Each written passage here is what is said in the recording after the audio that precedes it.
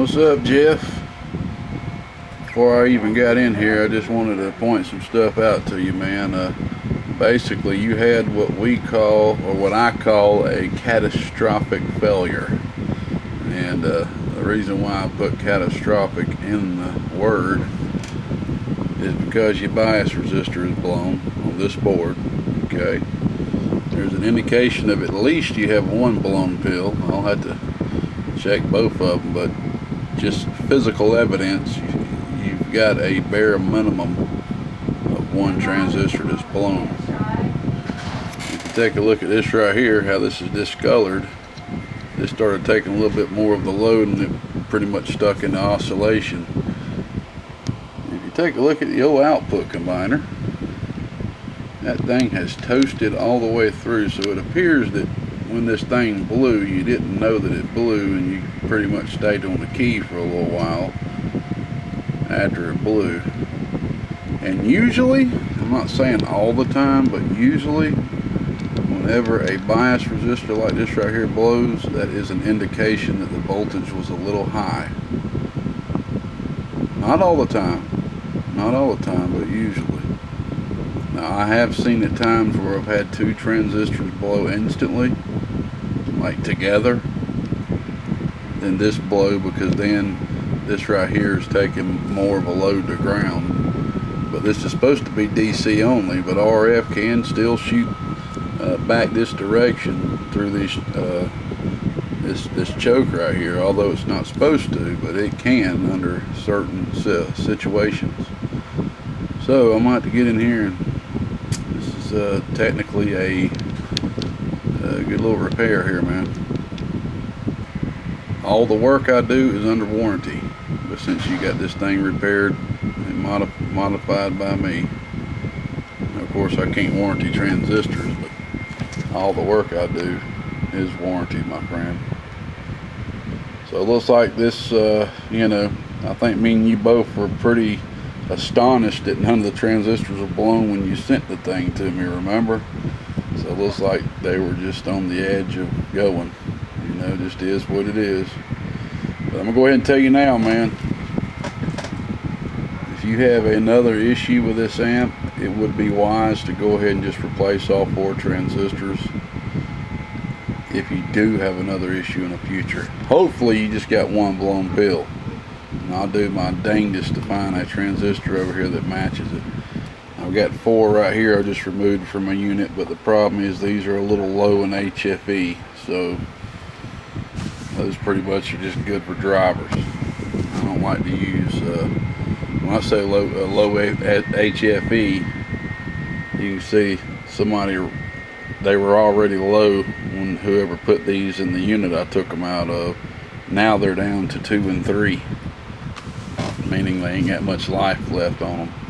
So those right there are only going to be good for stuff like drivers or something in the future. I don't use those in an amp like this. So can't use them, so I'll have to look around and see if I can't find some more. I'm sure I'll be able to find something. I got a couple matched pairs and stuff. I hate to break them matched pairs and quads up, but sometimes you gotta do what you gotta do. Let me get this beautiful specimen here repaired. I'm going to put a new feedback circuit on here.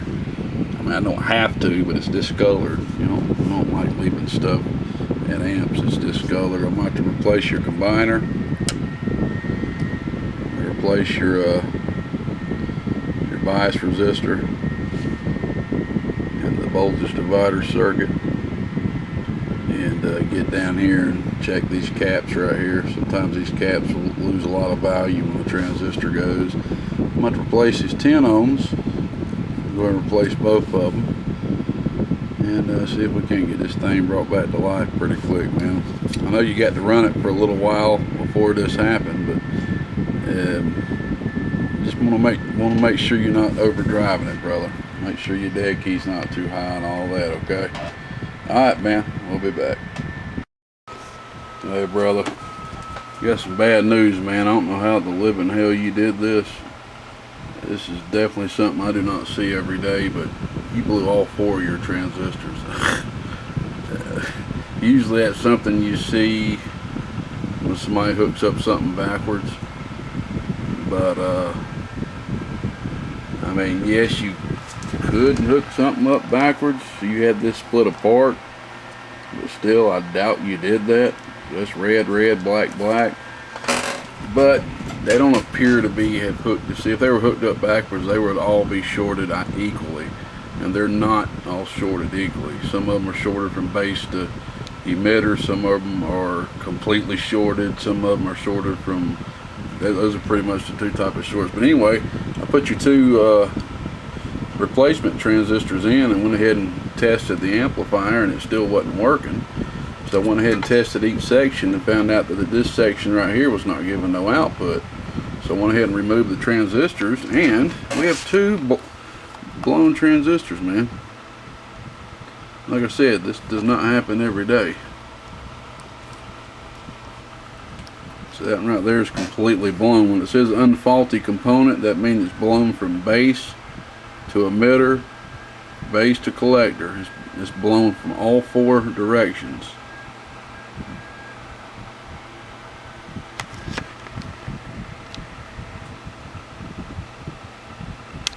J. Those are good pills too, man, them 4Js. Alright, see, that's one of the other. I always put an X on the back of them when they're blown so I don't mix them up. So those are the ones that was in the other side. Alright, so here's your other one. So I'll show you this one right here is blown. Instead of being blown from all directions, it's let me get it hooked up and I'll show you. It's kind of hard to do this with. Come on now.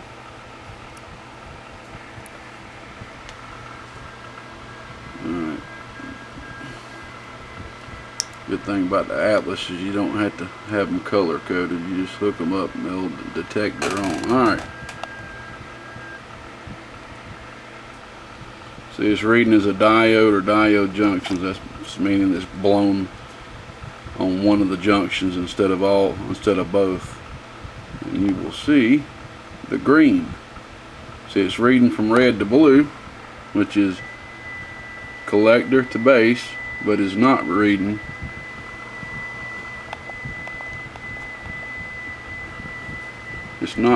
from emitter to base. So this one's blown in one junction. If I remember correctly, I think these other ones are blown that way. So it don't matter if it's blown from one junction or all of them, it's blown. So, like I said, it's been a while since I've seen someone actually blow 4 transistors at once. That don't happen every day, but I know when this box came in here, we were very surprised that there was no blown transistors. So I don't know what you were doing over there, Jeff. You must have been running the snot out that cotton picker, man. That's called a catastrophic failure. Catastrophic. Brother, double check that dead key, man. I know you're running a ham rig. Double check that dead key, man, on that average reading watt meter, and make sure you're not swinging backwards. Make sure you're not driving the thing too hard. That's what you want to look at, that average reading watt meter. Okay? The peak will lie to you, man. That thing will show you swinging 1,000 watts, 700 watts, 600 watts. But you could be swinging backwards and oversaturating the transistors, because when this right here happens, when it actually burns the ferrite, it gets so hot that it actually discolors the ferrite. That is a catastrophic failure. Okay, that means that, you know, I understand you didn't know what was going on. You probably keyed a couple more times, but those are big time failures when that happens. I got a whole, look at this. I collect these, I guess, just as trophies. Here's a whole collection of blown combiners, but the ferrites are still good. Later on, I keep telling myself I'm gonna do it at some point, but later on I can go here and replace the resistors, and because the ferrite's still good. And of course I'll recheck everything on the inductance meter just to make sure, but these are all blown combiners from pretty much all the Texas Stars I've repaired since I started collecting these. I don't know how many years ago that was. You can pretty much say every one equals one amplifier. So yeah, I've repaired quite a few Texas Stars. But anyway, I mean, as you can see, the resistor's just blown, see? And that's how 9 times out of 10 it comes out. But every once in a while, you will have an absolute catastrophic failure. Catastrophic! And you'll actually toast a whole ferrite. So yeah, man, got to put 2 more Toshibas in this thing. Fortunate enough to you, they're all going to be the same lot. Oh boy, where are they at? Yep, I was saving these for a personal project, but we got to get your box fixed, brother. So I'm going to go ahead and get these put in. Alright, man, I just wanted to document that. It don't happen every day, but I ain't gonna say I haven't seen it before. We'll be back. Alright, Jeff, that done the trick, man. So you got your 4 fresh Toshibas in here, used but decent HFE. Just please be careful with it this time, man, and just baby it, man, baby it.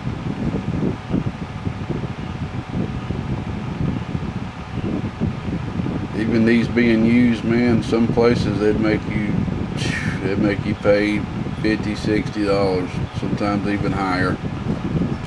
Toshibas are getting so scarce now. So the used ones are getting so scarce. So, you know, I already talked to you about the price for the used ones. We'll just keep that between me and you. 500 watt slug, man. PEP. Oh, off the scale. 1,000 watt slug should be doing about 100 bird or so. Oh, I mean 200, excuse me. Reading the bottom scale. Oh,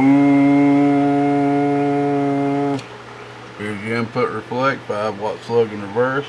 Oh, absolutely beautiful. Letting that mop fly, just cruising on this end. Old gatekeeper, got down, got down, got down. So she's back working the way she's supposed to be, man. Went in and put you a little hefty Sweet 16 combiner in there for you.